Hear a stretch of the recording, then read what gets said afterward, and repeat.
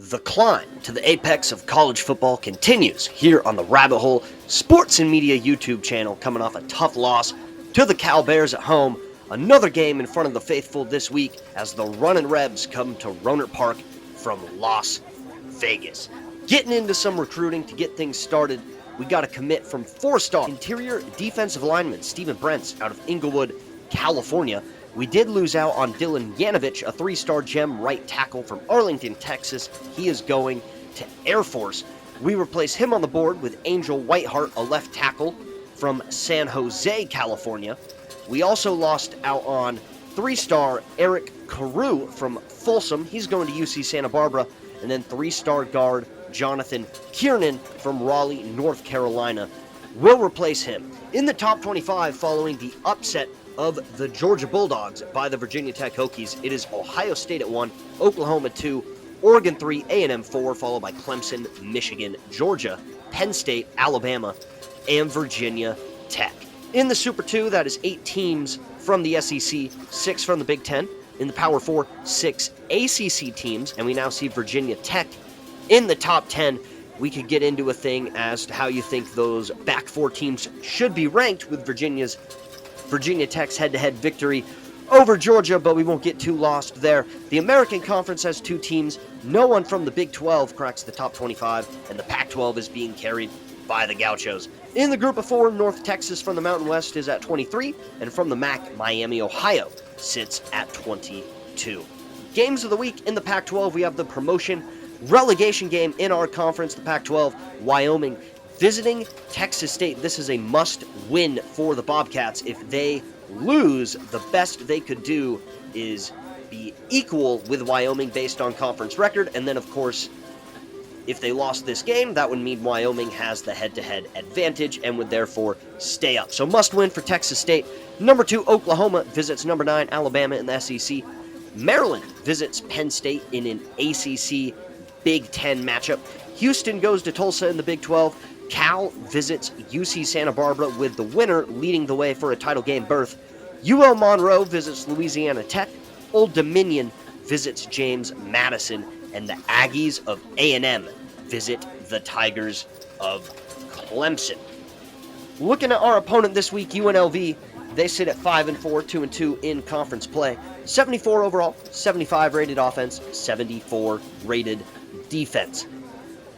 Common opponents lost at Cal 28-24, won at Stanford 37-34, and lost to UC Santa Barbara 38-3. So very similar in the kind of games they played against each of those opponents. And same results too, right? Because we beat Stanford, lost to Cal, lost to UCSB. They're going to run a multiple offense, and if it is the same playbook UNLV has at the start of each dynasty or their base playbook in the game, there's going to be a lot of option-oriented run game included in it.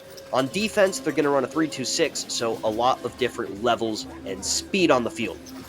On offense, the problems they present, starting with the personnel, it all starts with number 9, Jaden Thomas at halfback, and 87 overall. He is very shifty, and we will need to tackle as a team to take care of him. In the wide receiver room, good mix of vertical threat ability. No one particular guy that stands out, but they all have the ability to beat us over the top. That is the strength of all their skill sets. At tight end, Christian Earls, number 87. He is a very good run blocker, so essentially an extra lineman on the field there for them. That will aid them in the run game with Jaden Thomas as well.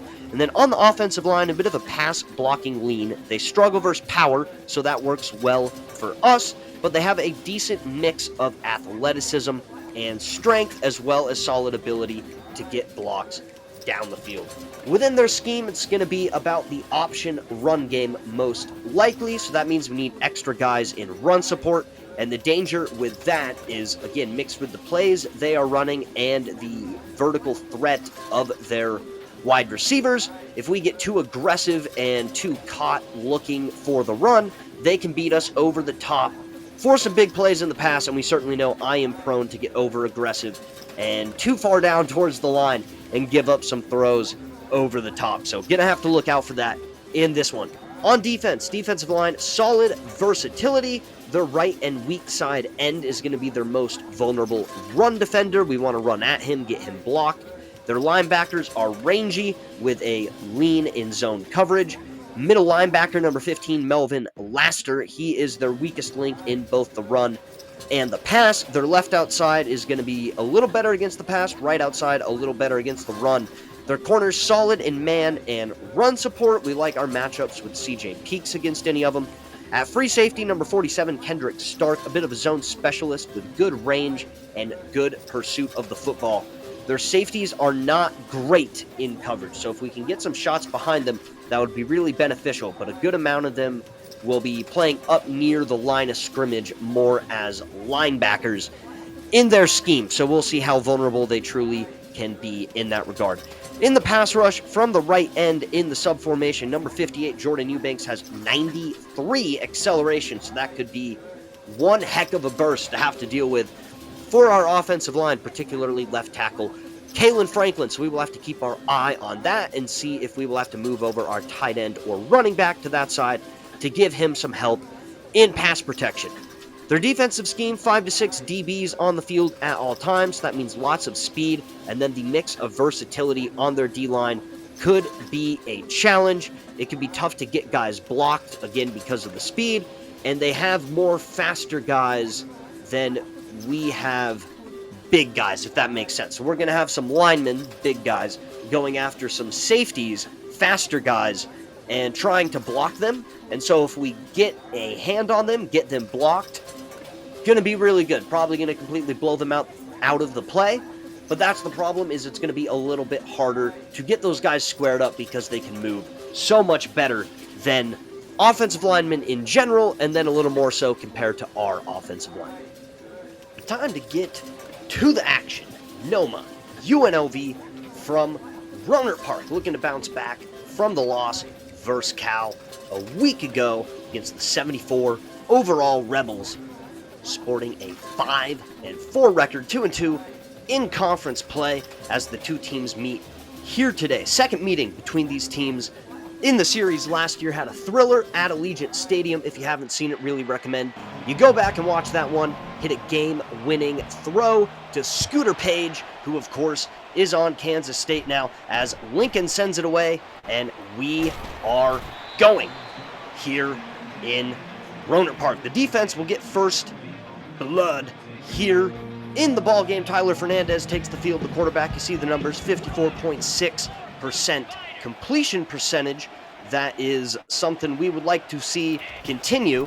And here I tried to do something I thought of after the Cal game that I should do more of, which is really lock the DBs onto the receivers on the wide side of the field. But then, of course, I got switched at the snap of the ball, and the guy got switched onto was one of the guys in man, and I didn't see it in time because how would I? And it doesn't work at all. So off and running early is UNLV as Bubba Van Claiborne makes a play on the football. Could have been more aggressive probably there and gone for an interception. Out quick here, Jaden Bowie with the tackle, and UNLV shifting. Jaden Thomas, the running back, to the left.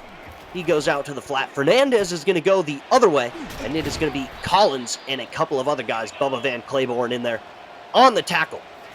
From the gun, Fernandez with split backs. Going to throw over the middle. Receivers get caught on each other there. I don't know what was going on with my Wi-Fi in this game, but we do have a little bit of slow-mo going on because there was some lag. Noah Forsyth gets home for the sack, his fourth of the season. The interior pass rushers are the guys leading the way in total sacks, but we have a really good complement of guys who have gotten pressure on the quarterback, and one of those is Jaquez Blanks. He has a very versatile skill set. We have seen it all season long.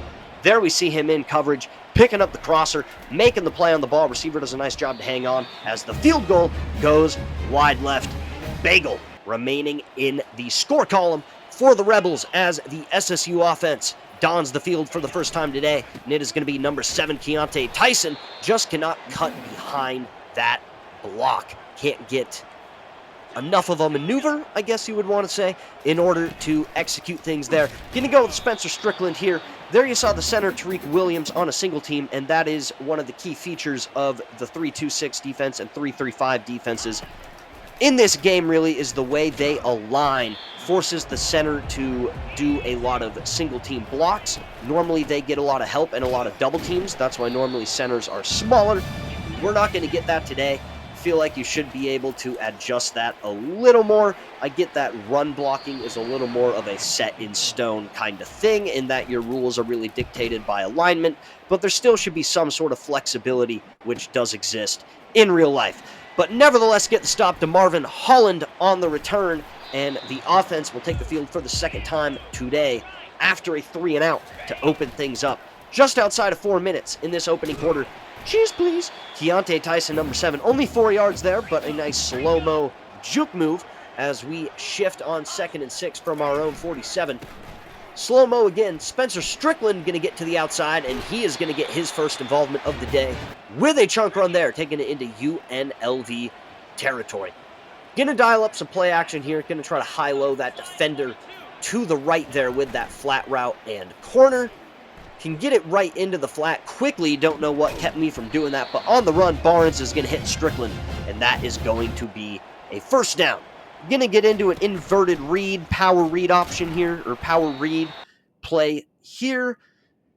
If we can hold that block, we really got a significant run in front of us. Unfortunately, cannot make it happen. So it is going to be 2nd and 9. Here, need to get it underneath to the drag a little quicker. End up getting sacked. Again, that's one of the issues throwing under center, is that you're a lot closer to the D-line as we hit a big out route on 3rd and 17. And here, little boot, get Bentley to work underneath after all that traffic clears, and he is in the end zone for the first touchdown today. Sonoma State with the lead, number 89, Maverick Bentley. I believe that is his first score of the season, if I am remembering correctly. He had our first significant catch of the season all the way back versus Hawaii, a 31-yarder on what I believe was a 3rd and 1. You see the first quarter stats there. Very similar in yards per play, slight edge to UNLV in the passing department. And they're an opportunity in the backfield. I believe that was Kobe Gardlin who could not bring him down. But we clean up pretty nicely, and that is going to be the key, having a lot of guys capable of tackling and in the vicinity of Jaden Thomas when he has the ball.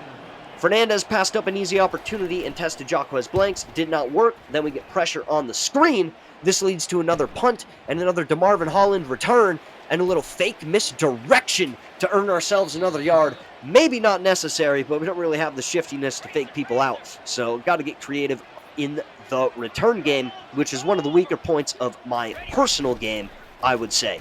Here, don't know if it is Barnes's abilities with play action and deception that leads the guy to go in there kind of right as we were pitching it, or if he truly was, trying to go in at the last minute and we just timed it up well. Gonna use some motion here, get a double team on the toss.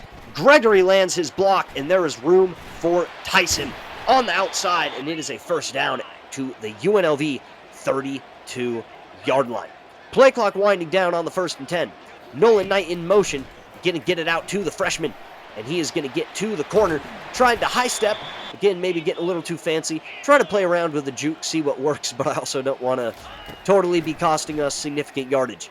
Here, looking to get a wheel route, could have hit the post, but Javon Moore underneath makes some guys miss, and he is going to get into the end zone for a Seawolf touchdown, and he is getting sturdy. SSU, 2-score lead, crowd is hyped. Number 10, Javon Moore. Number 2 receiver on the depth chart. He has certainly taken that spot in yardage as well. For a little bit, it was kind of a contest between him and Scott McLawler for second on the team in yards.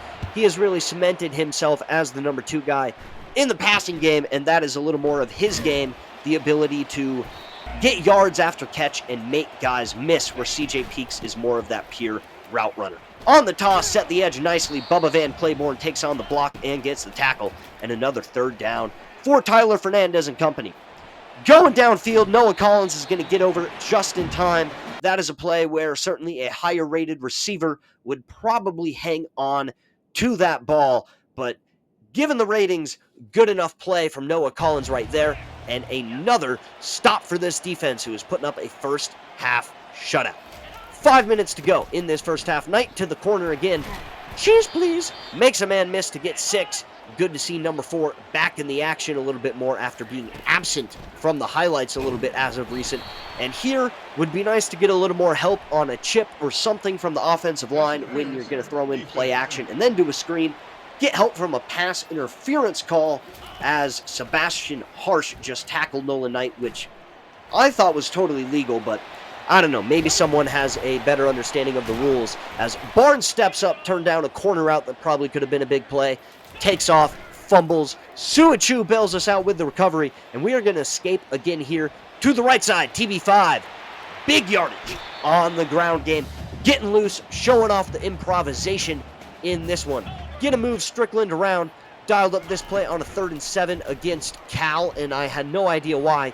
Here, the reasoning was to run the clock with the ground game and get maximum spacing sideline to sideline with our formation and with our play.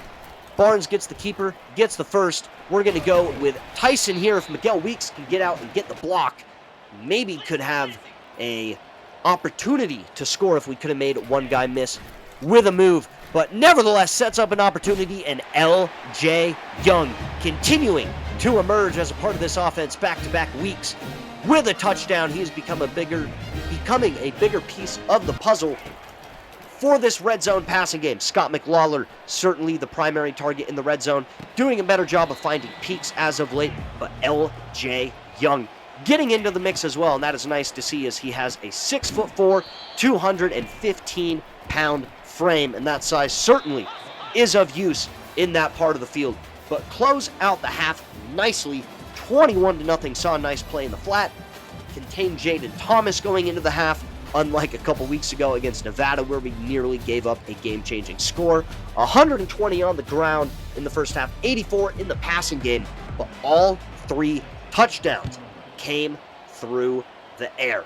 DeMarvin Holland opening the second half with the return, finds space, finds the seam, just not quite that breakaway speed, and they are able to track him down. But Holland to the 23-yard line as Sonoma State's offense looks to stay right in rhythm, get back to work to open this second half, and it is Tyson, number 7, taking it near midfield to open things, and that is a fantastic start. 2 receivers, 1 tight end, fullback, and a running back. Move around peak, see if we can manipulate the alignment a little bit. Gonna get it up the middle on the counter with Tyson, number 7. A couple of nice plays for him out the gate. And here we see that line causing some issues. I don't know what led Jackson Gregory to miss his block, but in the backfield, but on 3rd and 2, Tyson picks it up, then fumbles, back the other way. Chasing, Mayava, McLawler, DK Metcalf mode, brings him down. A couple of impressive chase down tackles from Scott McLawler, who is very fast for a tight end. Tries the play action there, incomplete. Gonna go to the air again, and this time Jaquez Blanks getting home. Seen him make a couple of plays in coverage, that time as a pass rusher, bringing up a 3rd down. All day for Fernandez, who's gonna stay in the pocket and throw it away. So UNLV settling for the field goal off the turnover. Seems fair given the missed field goal earlier, but tough to lose the shutout based off of the field position they got from a turnover as opposed to moving the ball against the offense. Nothing going on there on the play action slide. Going to bring up a 3rd down and 6. Going to get it out to Strickland underneath. He cannot get the first down. And on 4th and 1, we are going to go for it. Maybe should just trust the defense. Going to try to get it outside with Tyson. He cannot outrun number 47, Kendrick Stark, and it is a turnover on downs. And that's one of those where you miss it and you're like, man, that could really put them back in the game. But at the time, you feel confident in your ability to convert a 4th and 1, and certainly winning football teams should be converting 4th and 1 more often than not, and nevertheless be able to answer and get stops when put in tough situations, and we do that here. Holding to a field goal, 2nd time this half, turnover on downs and a fumble, giving the Rebels good field position, leading to 6 points, but it could be 14. So still a 2-score lead as Barnes and company take over. Knight in motion, 3 receivers to the right. Keeper up the middle for number 5, and he is going to get down after a gain of 10, setting up another 3rd down opportunity as this offense has been not totally stagnant. I mean, we've moved the ball a little bit, but no complete drives, that's for sure, in this second half. Man in motion is CJ Peaks, and there you see the single team Tariq Williams really struggling with the interior defensive lineman, and leading to a loss of yardage. And here, should just let the play develop a little more, can hit Javon Moore on that zig route right there and pick up a first down. But we have to just cut our losses and punt this time. Matthew York, he's had a fantastic season. Roderick with the coverage. He's been great on special teams as well, forcing the fair catch at the 15. And the option game, gonna hurt us really for the first time this game. I have the setting on to set the edge on the pitch game, but we just really get outnumbered there and worked. And UNLV is marching here towards the end of the third quarter, setting up a 3rd and inches. And Kai Riggins on the late blitz. You see it here. All the blockers occupy a guy. We bring the extra guy late and get in the backfield for a short loss to end the third quarter. And UNLV gonna go for it to open this final frame here in Rohnert Park. And this time it is Bubba Van Claiborne shooting the gap. The BVC pipe doing what he does, clogging up the hole. And the Seawolves take over this defense with an outstanding performance. Tyson off the play action for a chunk gain into UNLV territory, trying to get our first points of the second half here. Play action for Barnes. Short roll to the right, I guess a quarter roll you would call it. That's more of a run and shoot offense terminology thing. Hit Javon Moore for a nice gain. We really like going to this spot concept. It works well out of this formation. We presented it in one way against Stanford and another way against someone else. I forget how we did it, but 3 different ways we've presented it and gotten to it to get the ball to CJ Peaks, and we get it to him here, quick on the bubble. He's in the end zone. Seawolves are sturdy again, and the lead is back to 3 possessions. 28-6, 9:13 to go in this final quarter. Going to the right, Fernandez. That is complete, just shy of the sticks. 2nd and 1. They would pick up the first down, bring us to a 1st and 10 just outside of 8 minutes. Fernandez from the pocket again, once again looking to the right and completing it to number 13 for a first down. Fernandez really liking that right side. This time we close in on it. That is Noah Collins with the stop, and that sets up a 2nd down and 10. This time looking left, and if we caught it quick enough, we could have gotten an interception there, but great play from Terrell Pace. This time going to challenge the outside to the left. Jaden Bowie not quite quick enough on the break. Fernandez right on time with the throw, and it is a UNLV first down to the outside. Terrell Pace all over it. Sonoma State. This defense looking to keep it going. No touchdown surrendered, and on a 3rd and 10, I put on a absolute exhibition of how to not play man coverage. Chunk play. We have the numbers to defend the read option, but of course no one's going to notice who actually has the ball, and it is a chunk run for Fernandez. Thomas up the middle, and he is just barely going to cross the plane into the end zone, and it took till the 4th quarter, but for the first time today, the Rebels are in the end zone, and they are going to go for 2 here. Time for Fernandez. He is going to hit his man running across the middle back area of the end zone, and that is going to be a 2-point conversion. 28-14, Bentley for the 2nd time going to get open underneath, and this is a first down as we look to run some clock, maybe get a field goal, get it back to a 3-score game. Tyson on the ground, going to get room to the outside. He picks up 8 as we continue to wind things down. Just outside of 4 minutes, 7 cuts again, another first down. Going to get into an RPO slide concept here. Really went back to our roots of the scat and shoot offense in season 1, really optioning it and, getting it out quick in the passing game, not going downfield as much, using the pass game kind of as an extension of the run game. Tried to do that again here on 3rd down. UNLV all over it, loss of 4. Would take us to the 2-minute timeout, and Matthew York would punt it away. Not my best work on a punt there, but nevertheless, decent job and not surrendering awful field position. They get it out wide. Quick cheese, please, from UNLV, and they are going tempo now, down 2 scores inside of 2 minutes. And here I get a little cute with a corner blitz. We still have pace and man coverage. They bomb it deep. Over the top of Nico Solomon. Touchdown. This one not over yet. But I will say that is very frustrating because we still have a man in coverage following that receiver. We have a safety over the top, and the number one thing you would look out for is just a straight go ball deep. So for them to get that and not really have the special type of players ratings-wise to make that happen, Very frustrating. Hasn't been a huge issue throughout this season, so, I don't want to overly complain about it. It certainly would happen from time to time, so we're still within the realm of reality. I want to emphasize that. But it's very frustrating when the CPU doesn't really do anything to out-scheme you, and they just kind of get handed a touchdown when you really have the correct defense on for what they run. But nevertheless, we recovered the onside, ran out the clock as I ranted over it, and it is back in the win column for nomination and SSU. TB5 very efficient today, only 175 yards, but 20 of 22, 91% completion, 4 touchdowns, a little kumbaya from the fellas with the crowd, and the Seawolves pick up their 7th win of the season. As we see the total stats, rush defense, very nice work. Again, just 39 rush yards on 17 carries. There we see the efficiency from Barnes. All touchdowns today for us came through the air. Not an explosive game from Tyson. Definitely had to eat some carries like he did in the USC game, but moved it around in the passing game. A lot of, dinking and dunking in this one for sure. Noah Collins paces us in tackles. Riggins, blanks, and Forsyth pick up sacks. Tyler Fernandez, not an awful stat line, but very much boosted by that one play I was ranting about. But overall, great job from our defense in this game. Very complete, complimentary game, especially on a day where I would say our offense didn't have their best stuff going.